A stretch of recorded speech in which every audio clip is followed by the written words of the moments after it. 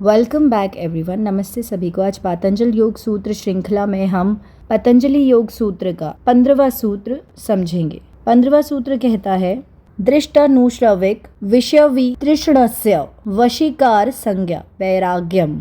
दृष्टा का अर्थ है देखने वाला, अनुश्रविका का अर्थ है सुना हुआ, विषय का अर्थ है वस्तु कोई भी चीज, वितृष्णस्य का अर्थ है बिना किसी तीव्र इच्छा के, वशीकार का अर्थ है नियंत्रण, संज्ञा का यहाँ पर अर्थ है जागरूकता, वैराग्यम मोह या लगाव ना होना।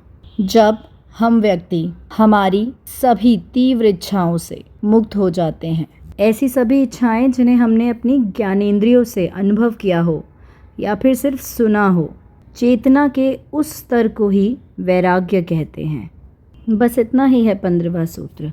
चलिए वैराग्य को थोड़ा बेहतर तरीके से समझते हैं। ज़रूरी नहीं कि आप वैराग्य संत बन के ही पा सकते हैं। सभी इच्छाओं को त्याग कर वैराग्य पा सकते हैं। सभी इच्छाओं को पूर्ण तरीके से पूरा करते हुए भी हम वैराग्य को पा सकते हैं। अपनी जिम्मेदारियों को त्यागने की आवश्यकता नहीं है वैराग्य को पाने के लिए। ज़रूरी क्या है वैराग्य को पाने के लिए? राग और द्वेष को छोड़ना, लाइक्स और डिसलाइक्स को छोड़ना, ये मुझे पसंद है और ये मुझे नहीं पसंद है, इन भावनाओं का अंतःकरण में जाके त्याग करना। और अभी तक हम सब यह तो समझ ही चुके हैं कि यह एक दिन की बात नहीं है, यह बहुत जन्मों बाद अंतःकरण में स्थापित होता है। वैराग्य को प्राप्त करना अपने आप में एक यात्रा है जिसमें हम सभी लाइन में लगे हुए हैं। वैराग्य है जिसमें हम कर्म तो कर रहे हैं, इच्छाएं भी पूर्ति कर रहे हैं, अपनी जिम्मेदारियां भी निभा रहे हैं, परंतु हम उसके फल से नहीं जुड़े हुए हैं। चाहे वह पसंद हो हमें या ना पसंद हो, अच्छा हो या बुरा हो, हमारे द्वारा किए गए कर्म से हमें कोई भी आसक्ति नहीं है, कोई भी लगाव नहीं है।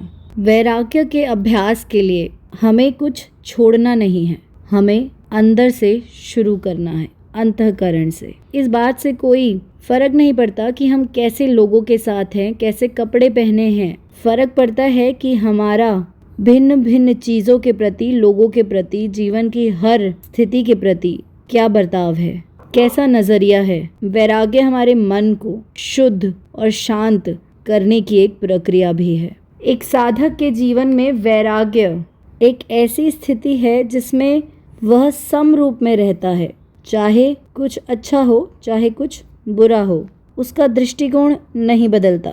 और एक विद्यार्थी वैराग्य को ध्यान और योग के अभ्यास से प्राप्त कर सकता है और अपने चित्त के उच्च स्तर पर पहुंच सकता है।